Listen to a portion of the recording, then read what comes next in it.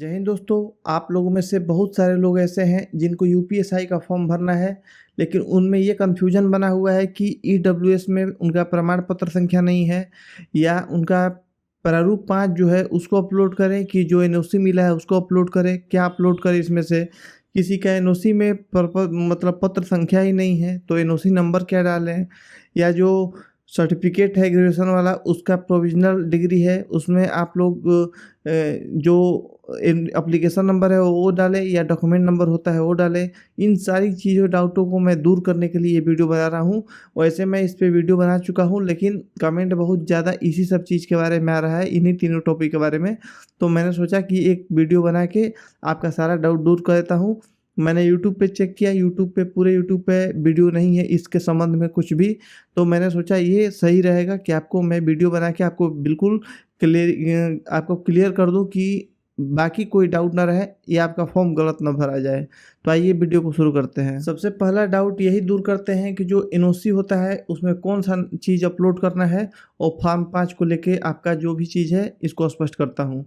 तो देखिए आपके स्क्रीन पे मैंने लगा रखा है फॉर्म प्रारूप 5, जिसमें कि बहुत सारे बच्चे भेज रहे हैं हमको राज्याधीन सेवाओं में कार्यरत कर्मचारियों द्वारा प्रस्तुत किए जाने वाले प्रमाण पत्र का प्रारूप। मतलब जो भी ऐसे लोग हैं जो कि राज्य में, जैसे कि यूपी पुलिस में पहले से जॉब कर रहे हैं, या यूपी में कहीं भी जॉब कर रहे हैं राज्य के अधीन, तो उनको ये वाला फॉर्म भर के और इसको क्या करना है कि अपलोड करना है। अगर आपका विभाग ऐसा है कि जो कि इस फॉर्म पे आपका जो सुप्रिटेंडेंट ऑफ पुलिस जैसे हो गए यूपी पुलिस के लिए, ऐसे ही अलग अलग डिपार्टमेंट होता है, उस डिपार्टमेंट के अगर हेड हैं जो एनओसी देने का अधिकृत हैं, वो अगर इस पे साइन कर देते हैं तो इसी को अपलोड करिए। आप लोग इसका प्रिंट आउट निकाल के और इसको अपलोड करिए। आप लोग इसमें टोटल डाटा भर के और इसको अपलोड करिए इसी चीज़ को। लेकिन मैं यूपी पुलिस के परिप्रेक्ष्य से बता रहा हूँ, यूपी पुलिस में आपको ऐसा कभी नहीं हो पाएगा। यूपी पुलिस में जितना एनओसी होता है तो ये एक प्रकार से प्रारूप दिया जाता है। जैसे आप लोग पिछली जो आप लोग आए थे तो उसमें भी ईडब्ल्यूएस का प्रारूप था। चाहे प्रारूप होता है कि इसी प्रकार से लिखा जाना होना चाहिए, लेकिन ऐसा लिखा नहीं जाता है। तो ऐसा मतलब नहीं हुआ है कि नहीं लिखा जाता ऐसा, तो आपका जो एनओसी आपके हाथ में जो है ये आपका वैलिड नहीं है। वो भी बिल्कुल वैलिड है, ये भी वैलिड है, वो भी वैलिड है। लेकिन आप लोगों को वो भी अपलोड कर सकते हैं, इसको भी अपलोड कर सकते हैं। अगर आपका जो कप्तान साहब हैं, अगर आपका नाम इसमें भर के आपका वेतन, आपका जो जिस डेट को ज्वाइन किए हैं वो स्थान, जिला का नाम और आपका साइन करके और नाम, पद और मुहर लगा दे रहे हैं और यहाँ पे साइन कर दे रहे हैं आपके, तो बिल्कुल ये सही रहेगा। लेकिन ऐसा हो नहीं पाएगा यूपी पुलिस में जो भी कप्तान साहब हैं, क्योंकि कोई भी फॉर्म आता है तो 500-600 बच्चे भरते हैं एनओसी के लिए, तो सब पे साइन करना संभव नहीं हो पाता उनका। तो वो क्या करते हैं, इसके जगह पे एक इसी प्रारूप में लगभग क्या करते हैं, एक एनओसी जारी किया जाता है, जो कि आपके स्क्रीन पे मैंने लगा रखा है। ये वाला आपको भी मिला होगा। ऐसे ही एनओसी जारी होता है और लिस्ट में नाम रहेगा, नीचे पत्र संख्या, और ये एनओसी बिल्कुल वैलिड होता है और काम कर जाता है। इसमें कोई डाउट नहीं होता कि ये काम नहीं करेगा। आप लोगों में से अगर किसी को ऐसा लगता हो कि नहीं ये वाला जो एनओसी मिला है ये काम नहीं करेगा, जो फॉर्म 5 वाला प्रारूप 5 वाला है यही काम करेगा, तो आप लोग गलत हैं। मैं स्पष्ट कर रहा हूँ कि नहीं, जो भी एनओसी मिलता है वो काम करता है, बिल्कुल 100% वर्क करता है, कोई दिक्कत नहीं है। आप लोग उसी को अपलोड करिएगा। कैसे अपलोड करना है बता देता हूँ आपको। जो बहुत सारे पीडीएफ मर्जर आते हैं, ऐप आते हैं, उसमें क्या करना है, जो पहला पेज है उस पेज को ले लेना है, जिस पेज पे आपका नाम है उस पेज को ले लेना है, और जो सबसे लास्ट वाला पेज है उस पेज को लेना है। तीनों पेज को लेके मर्ज कर देना है, मर्ज करके और इसी चीज़ को अपलोड कर देना है। बस सिंपल सी बात है। आप लोग इस चक्कर में मत रहिए कि प्रारूप 5 जो है दिखा रहा है और यही मिलेगा तभी अपलोड करेंगे, इससे कोई मतलब नहीं। ये बस प्रारूप दिया गया है, वो भी उनके लिए दिया गया है जो कि हेड हैं। वो सब चीज़ जानते हैं इस चीज़ के बारे में, वही लोग नियम बना रहे हैं तो उनको पता है कैसे जारी किया जाता है। तो आप लोग बिल्कुल टेंशन ना लीजिए। जो चीज़ आपके सामने एनओसी मिला है उस चीज़ को आप लोग बिल्कुल भरिए और अपलोड कर दीजिए। अगर आपके एनओसी में पत्र संख्या नहीं है तो फिर आप अपने जो हेड हैं उनसे जाके बात करिए, उनसे बताइए कि हाँ पत्र संख्या नहीं है और पत्र संख्या भरा जाता है, और पत्र संख्या न रहे तो एनओसी सही नहीं है, वो गलत एनओसी है। पत्र संख्या किसी भी कप्तान साहब के लेटर में रहना ज़रूरी है, ये चीज़ होता है। तो पत्र संख्या में भी कुछ शब्द हिंदी में लिखे रहेंगे, कुछ शब्द इंग्लिश में, जैसे प 117/2025 ऐसा लिखा रहेगा। तो आप लोग जो हिंदी वाला वर्ड है, इंग्लिश वाला वर्ड है, वो न लिख के सीधा जो संख्या है वो संख्या लिख देंगे, वो भी वैलिड होता है।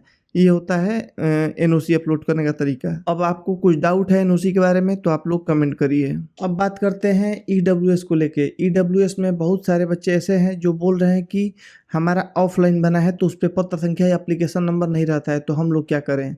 मैं ऐसे सभी भाइयों को बता दूं कि ऐसे जितने भी ईडब्ल्यूएस वाले लोग हैं उनको जो ईडब्ल्यूएस का प्रारूप दिया है इसी प्रारूप में बनवाना है आपका, और इसी प्रारूप में बनता भी है।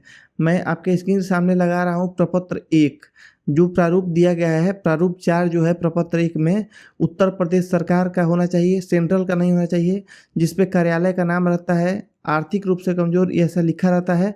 और यहाँ देख सकते हैं प्रमाण पत्र संख्या रहता है। प्रमाण पत्र संख्या जो होता है ये रहना जरूरी है, और दिनांक रहता है, बाकी सारी डाटा रहती है, भरी रहती है, आपका फ़ोटो और नीचे जो भी जारी करता है उसका नाम। ये होता है असली प्रारूप जो होता है ईडब्ल्यूएस का, जो कि उत्तर प्रदेश सरकार की तरफ से जो जारी होता है।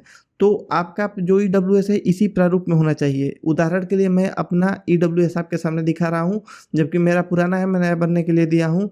पुराना प्रारूप जो है ईडब्ल्यूएस का देख सकते हैं, मेरे प्रारूप में आपको ईडब्ल्यूएस में प्रमाण पत्र संख्या आपको ऊपर दिखाई दे रहा होगा, और बिल्कुल ऐसे ही बनता है। अगर आपका कुछ गलत है, कुछ दूसरे टाइप का है, सेंट्रल वाला है या प्रमाण पत्र संख्या नहीं है, तो फिर आपको अपने जो जारी किए हैं वहाँ पे जाके और दोबारा अप्लाई करना होगा, दोबारा उसको बनवाना पड़ेगा। 4 से 5 दिन में बन जा रहा है, ज़्यादा टाइम नहीं लग रहा है। और अप्लाई करने के बाद से तब आप लोग इसको फॉर्म को भरिएगा, ऐसे नहीं कि कुछ भी आप लोग अपलोड कर दीजिएगा ईडब्ल्यूएस में। अगली बात कर लेते हैं मार्कशीट और जो आपका सर्टिफिकेट है इसके बारे में। तो इसके बारे में यूट्यूब पे तमाम वीडियो मैंने देखा, बहुत सारे लोग डाले भी हैं, फिर भी मैं बता देता हूँ। जो आपका मार्कशीट है या सर्टिफिकेट है, तो ये मार्कशीट जो होता है ये तो आप लोग जब पास करते हैं तभी मिल जाता है। जो मार्कशीट में आपका पासिंग नंबर रहता है, पासिंग ईयर रहता है, वही ईयर डालना है, पासिंग वाला ईयर, न कि जो आपका डिग्री या सर्टिफिकेट जो मिलता है उसका पासिंग ईयर डालना है, उसमें से नहीं डालना है, आपको डालना है मार्कशीट के हिसाब से।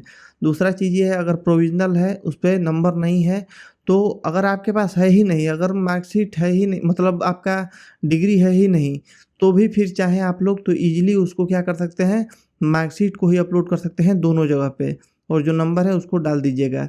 बाकी आपका जब डीवी होगा, अब अगर एग्ज़ाम क्रैक कर लेते हैं, डॉक्यूमेंट वेरिफिकेशन होगा जब, तो आप उस टाइम अपना ओरिजिनल जो होता है डिग्री वो लेके जाइएगा, और बिल्कुल वो वैलिड कर दिया जाता है, आपका सत्यापन हो जाता है, कोई दिक्कत नहीं आती इस चीज़ में। तो आपको ये चीज़ भी समझना होगा कि ये बहुत छोटी चीज़ है, इसके लिए आपको नहीं, हाई स्कूल, इंटर, आधार कार्ड, बाकी सारा चीज़ सही अपलोड करिए। जो इंटर ग्रेजुएशन का मार्कशीट है इसको भी अपलोड करिए, उसका नंबर डालिए।